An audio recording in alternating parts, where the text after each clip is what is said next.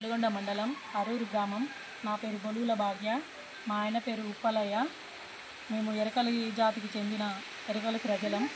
మా ఇంటి దగ్గర ట్రాన్స్ఫారం ఉండడం వల్ల చాలా సమస్యలతో మేము ఇబ్బందులు పడుతున్నాము. ఇంతకుముందు గతంలో 3 మేకలు చనిపోయినాయి దసరా రోజు.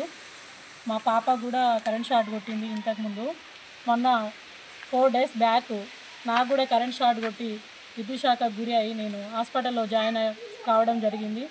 2 డేస్ హాస్పిటల్లోనే ఉన్నా. నేను రామన్పేట హాస్పిటల్లోనే చికిత్స పొందిన. అయినా ఈ విద్యుత్ శాఖ వాళ్ళు నిర్లక్ష్యం వహించి మమ్మల్ని పట్టించుకోక ఉండడంలో మేము చాలా ఇబ్బందులు ఎదుర్కోవడం జరుగుతుంది.